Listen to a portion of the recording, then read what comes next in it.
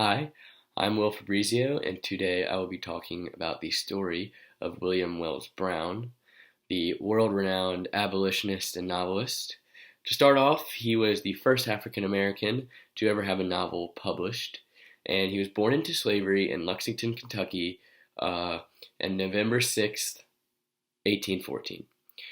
His father was a white plantation owner, while his mother was a slave as well.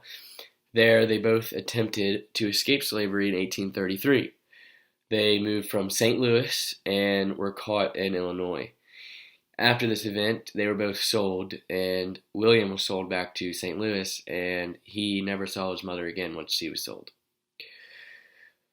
So he tried to escape again, and this time he was successful, moving from Cincinnati to Cleveland, and there he was helped by the Quakers as well as his wife to become. Her name was Elizabeth, as well as his mother. His mother was named Elizabeth too. He adopted a nephew named William and inherited his name William because he was called Sanford by all of his owners, which obviously he wanted to get rid of that name just because of the connotation that it had around it. So he adopted his name William from his inherited son, or nephew, sorry, and he actually used Wells Brown from the Quakers that helped him aid in his escape. So he worked on a steamboat in Lake Erie, and during that summer he named the free black woman who helped him Elizabeth, and they had two daughters. He also helped fugitive slaves while he was working on the steamboat, so he was a very hard, dedicated man to the cause of abolition as well as his work. After this, he moved to Buffalo and became president of the Black Temperance Society, which was a huge monumental stepping stone in his career to come. He began lecturing there for the anti-slavery society, and eventually he was actually a paid lecturer. And when he moved to Buffalo, he began lecturing and actually met Frederick Douglass at an anti-slavery convention, which would have been really cool to see back if we had a time machine. After that, in Buffalo, he published a narrative of William W. Brown, which rivaled Frederick Douglass's narrative and became even more popular. It had three differently published copies in the U.S. and four different copied versions in Great Britain. After the death of his wife, he took his daughters to Paris, which there he attended an international peace treaty. And because he was overseas, he actually ended up reluctantly touring Great Britain. And he stayed there. He actually ended up having to stay there because of the Slave Act passed in 1850, which would have put him and his family in jeopardy if they would have gone back. So the same woman, the Quakers, that helped him, aided him and bought his papers for $300, which enabled him to come home.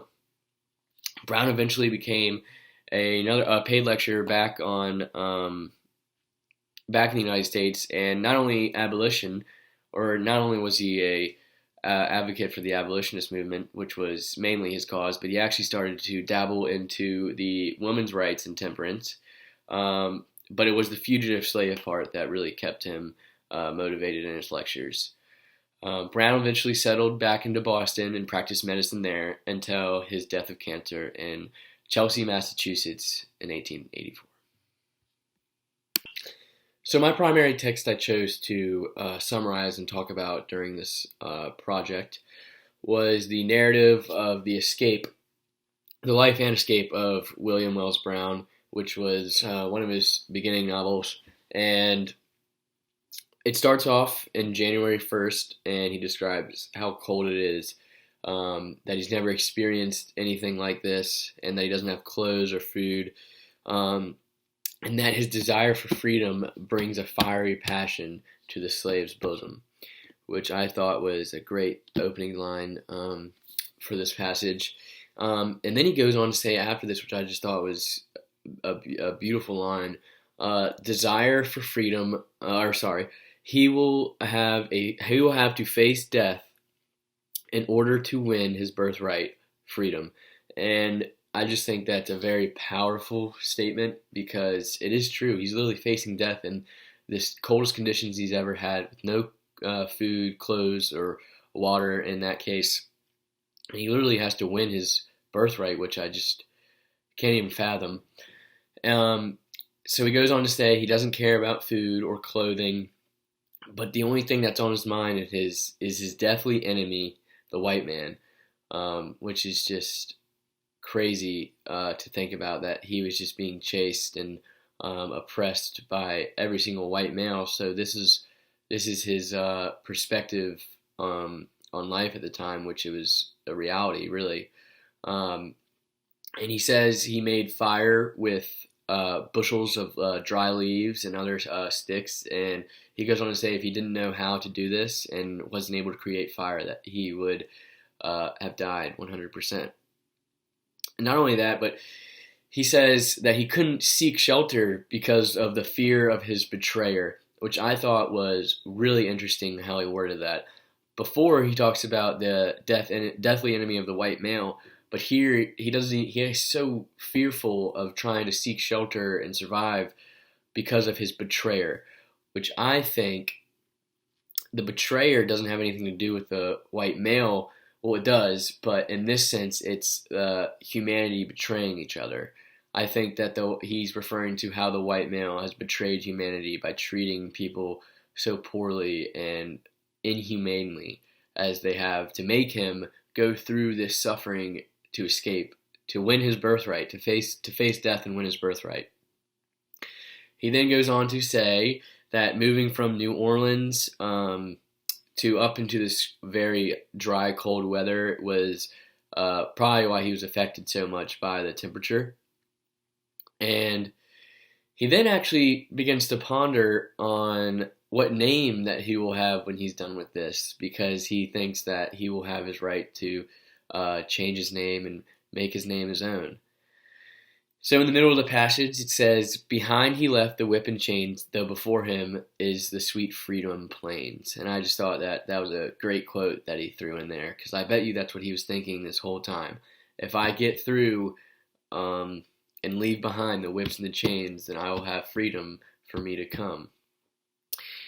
To move on out of that, he decides that he doesn't decide, he has become very, very ill. So he decides to go to the roadside, and he's just praying that he can find someone that will really help him. So he sees the first figure and literally just doesn't have the nerve to talk. He goes to say something, but he's so fearful for his life and so fearful of the enemy, the white male, that he just can't say anything. So by the time the third figure passes, he sees a broad-brimmed hat, and he comes out and says, "Sir, can you please help me? I'm dying. I'm really ill, and I can't feel my fingers." So this person reluctantly says, "Are you a slave?" And before that, he says, "Trust me, you're in no harm." And so William reluctantly does say yes. So the man with the broad-brimmed hat says, "I will go get my wagon with the cover, and I will bring you back to my place." And during this time, it took him an hour to go to his house and back with the cart, and an hour for this anticipation of whether this man can be trusted or not must have just been a heartbreak. It must have just torn him apart, thinking, am I going to die? Is this man going to help me? Luckily, he does help him, and he brings him back to their house, their cottage, and he sees the George Fox stamp, which then he knew that they were Quakers, and he's heard great things about Quakers. So with kind words and tender care, William legit felt a new existence within him. He says that. He says, "I feel a new existence," and he wants to tell everyone, his mother, his sister, his previous slave owners, "I am no more a chattel, but I am a man." And I just thought that was just an awesome story, because reading about his biography and how he was traded and caught and he finally gets to be free was really, really awesome to see. So he worked a job but didn't know what to do with his shillings. So after with his shillings, he invested in a spelling book and then a bunch of barrel sugar sticks. And what's actually interesting is he tried to get one of his workers to teach him the ABCs and the alphabet, and he offered the sugar candy. The man came over and grabbed the stick, ate it, and ran away with it. So another coworker came over, and William offered the same thing. Hey, I'll give you some of the sugar if you teach me how to read and write. And this time, William held the man under his arm and put the sugar cane up to his tongue to make sure that he didn't lose another sugar stick and that the man didn't run away from it. And then later that night, he comes up and teaches him the alphabet. So from there on, he tried to learn and spell the word baker because in schools at the time, that was a big word and a big stepping stone of how good you were in literacy. And when he got that, it was a huge, huge success for him, and he was so happy that he was able to do that. And then after that, he wanted to learn how to spell so he could become just a more educated man. And he had a rough time with that, so he wanted to learn how to spell his name. And the man that taught him in the Quaker house wrote on the fence his name, William Wells Brown.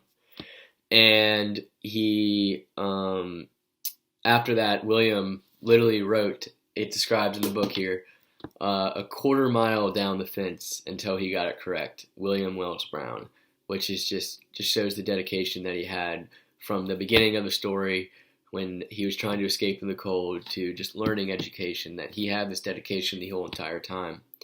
Then he actually learned arithmetic and grammar and writes, I stand here tonight without having a school day in my life.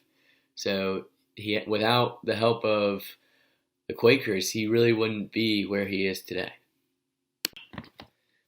So the two key passages that I want to talk about are, one, the quote that I mentioned earlier, behind he left the whip and chains, before him were the sweet freedom plains, which I think this is just such an important quote because during this time of suffering, while he was just trying to escape the amount of land that he had to conquer, the temperatures, the suffering he had to go through, and just the mental wear down of trying to escape and thinking, am I going to die? Is someone going to capture me?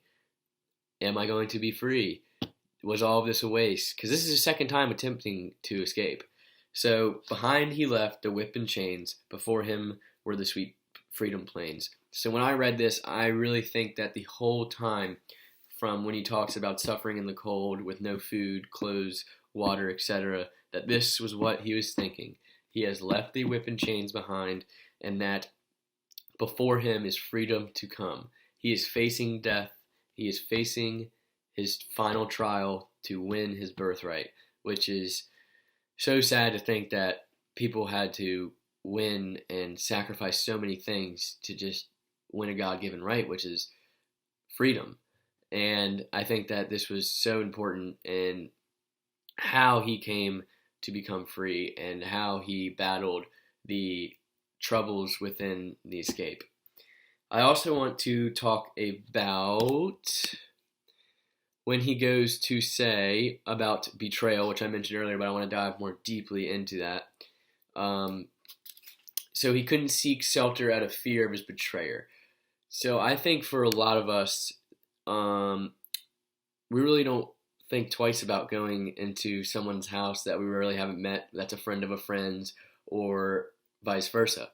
So for him to be fearful that he is dying in this cold, that he can't go and seek help, is just mind-boggling. And then for him to go on and say that he was fearful because of his betrayer.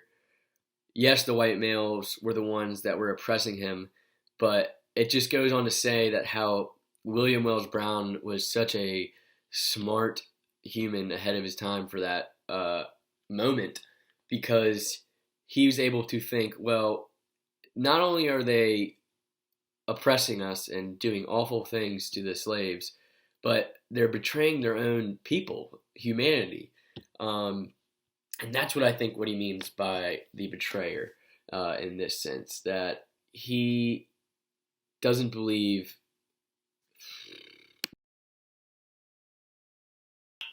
I think William Wells Brown is very similar to Frederick Douglass, but they also have their vast differences.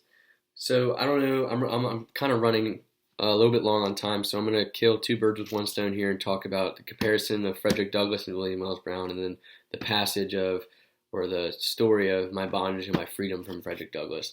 So Frederick Douglass, I believe, was a lot more political than William Wells Brown, and my source to that is because at the age of 12, Frederick Douglass was taught the alphabet much, much earlier than William Wells Brown was, and he was actually taught while he was a slave by the Ald's wife, which was obviously highly illegal and banned, but they're also similar in the fact that they both became very intellectual men with being able to be literate as well as in grammar and arithmetic. So in that case, they're similar, but I do believe that Frederick Douglass was a lot more proper and political because of when he was taught the alphabet rather than after the age of 20 when William Wells Brown was taught by his coworker in the Quakers. I also want to go on and say that I believe that they are very similar because they never quit.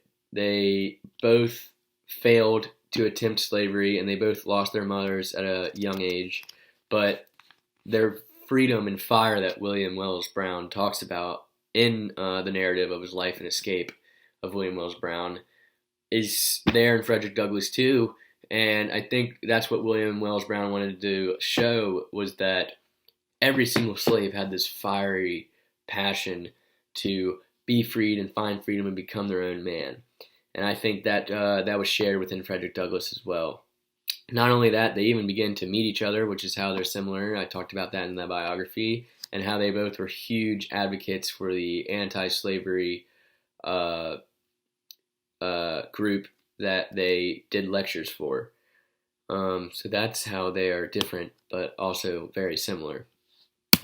So the last author that I want to compare William Wells Brown to is Harriet Beecher Stowe in Uncle Tom's Cabin, because you learn to see that she has always been emotional her whole life. She's grown up in a religious family, and she went through the spick and span of slavery as well as William Brown did, so there's a similarity there. But on a personal level, I think that they're very different because in the beginning of his life, William Wells Brown was very to himself, but through her whole life, Harriet Beecher Stowe was outspoken and emotional, and it goes to show that when she writes a testimony to the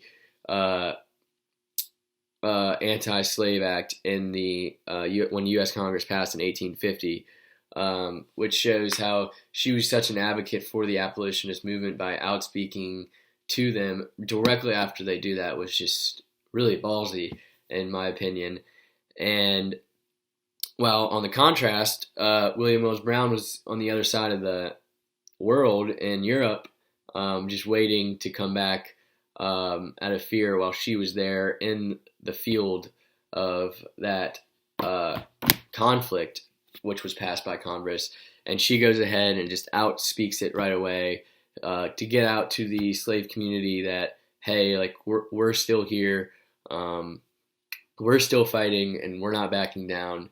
And I think that's an awesome characteristic that she had, that William Wells Brown does have, but not till later in life. And what I'm trying to say is that she's just had that emotional aspect and fiery attitude her entire life, while William Brown was only able to get to that point when she was doing lectures and really learned about who he was and what his role was in the abolitionist movement.